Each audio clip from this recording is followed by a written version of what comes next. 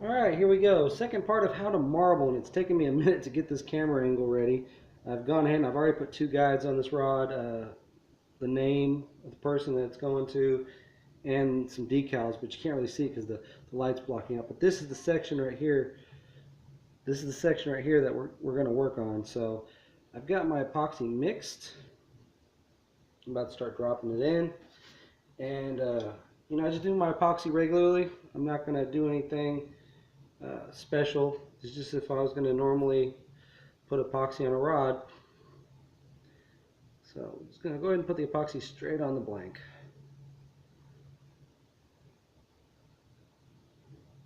I am using Flex Coat. I don't really like Pro Coat. I have issues with the dry time sometimes. There's a couple good brands out there that I can't seem to get my hands on anymore. But I'm going to put it on there pretty thick too. I like to put it on there thick. And I've got a hook keeper on here. And I'm not going past the hook keeper. I am covering the first part up, but I'm not going to put any more epoxy on there after that because I'm anticipating the epoxy rolling. So I don't want to hit the second piece of, the thread in front of the handle. You see we got it dripping real good. That's good. We want it nice and heavy. Again, I've got thread in the front here too, and that's going to block any movement because the epoxy will roll. You see it's really runny. It's really dripping good right now. I'll put the paintbrush up. And we'll go ahead and start with my next color. It's really wobbly right now, but that's expected. It's going to drip, it's going to run. I got a pan underneath, you can't see it, but it's catching all the runoffs. I'm going to take a toothpick, and I'm going to stir the paint around a little bit. I'm going to drop some pink in here. And you got to be careful how much you use, because this Testores paint will really start to get away from you if you do too much. And the paint, you can see it's starting to marble around already. It's starting to bleed into that epoxy.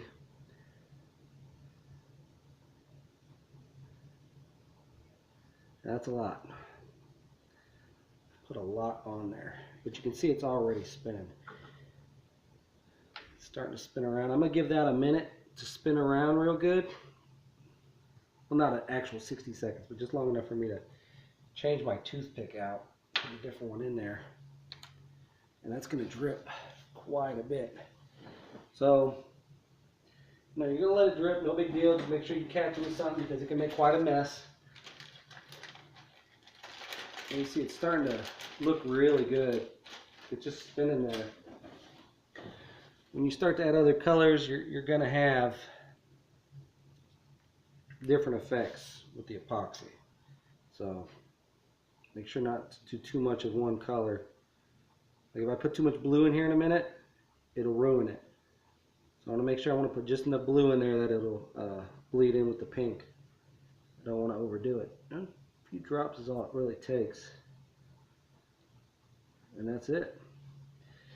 I'll let that spin around and I'm done. I'm not completely done. There's more to it than that. I have a lighter here. Just a regular Bic lighter. I'm gonna let this spin for a minute. Watch it with me. And any spots I feel like need to add heat to, especially there's four main spots that are rolling right now, and I want those to blend out. I want them to space out more. So what I'll do is after it stops dripping, I'll add a little bit of heat to it. Now be careful because the Testores paint, it is flammable. And more than likely, at some point, if you're not careful, you'll set the pole on fire. But it's okay as long as you get the fire out really quickly. Just blow it out and just keep working and don't worry about it. Don't stress about it. I've set poles on fire with Testores. You could get a heat gun, but I wouldn't know what temperature to put it at to get it to not damage the blank, so that's why I prefer a lighter or a match. This is the point where I'm going to go ahead and put a little heat under it so it starts running some more.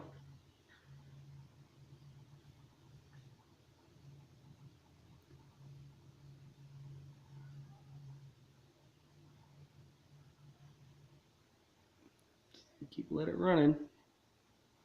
What the heat's going to do is it's going to level it out. It's going to make it flat.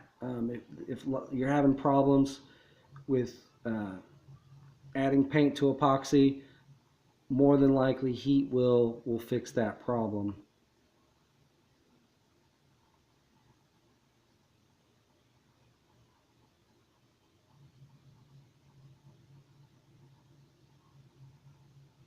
Just wait, let it do its thing.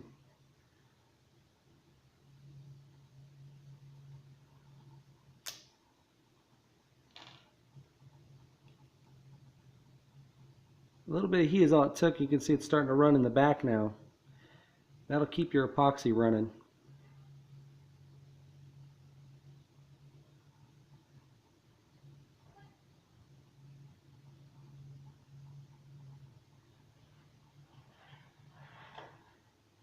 You don't really want to add any more paint at this point. You know, just the 2 steps is all you need.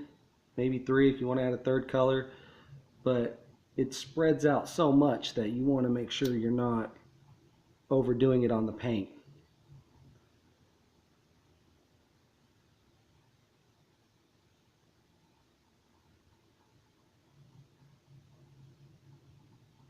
Now after it dries and it's leveled out, well, you know, you need to watch it, make sure it levels out, make sure you're adding heat to certain spots so the epoxy will roll and level out.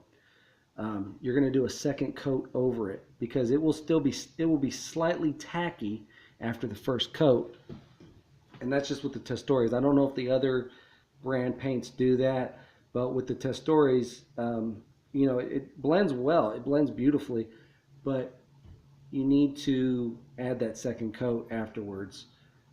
And I use a high build resin. I don't use the light build when I'm marbling. The only time I'll ever use a light build is on a very light rod when I'm just trying to keep the weight down as much as possible. But for a saltwater rod like this one, I'm just going to go ahead and add as much epoxy as I can. Really, 2 coats will be very nice for it. It'll give the paint job a nice mirrored finish too.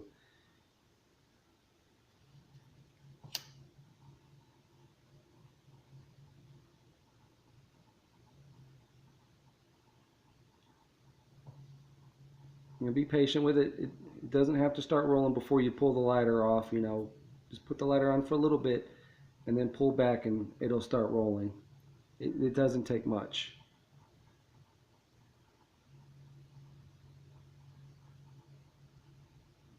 And you can see it's starting to level out. I have some bubbling here. Some bubbling here where it's a big round loop, and some here too, but it's expected here on the back piece because I have thread there. Anytime you're gonna run it over thread like I have here, you're gonna get some raised areas. Here we don't want any raised areas. Like we have these 2 spots that I'm watching. Here there's this little lip where it's coming down, so you may have some raising. Anytime you have thread or anything like that where there's a change to the blank. The front I want it to level off. That's really looking good. Well, the camera's picking that up. I don't think the camera's picking it up nearly as good as what it's doing. Some of it, like right now, you can probably see a little bit better with that glare. Trying to get the perfect camera angle. This is very hard.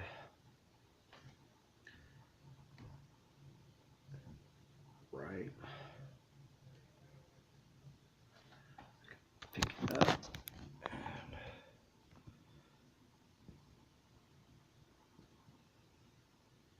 Yeah, I'm not that good with photography. None of my videos are going to be well shot.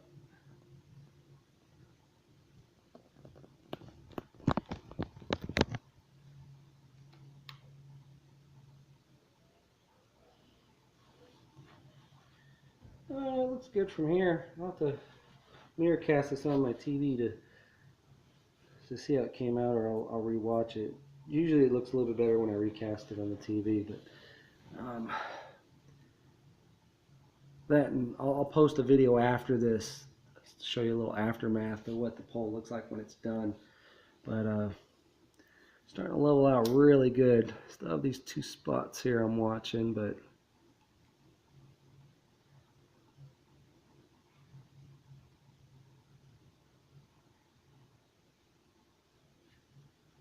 it's starting to move over some.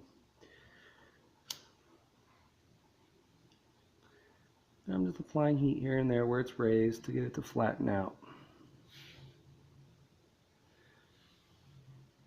This pole will probably look really good in black light, and I might take a video of it under black light because the colors are very, very bright on here.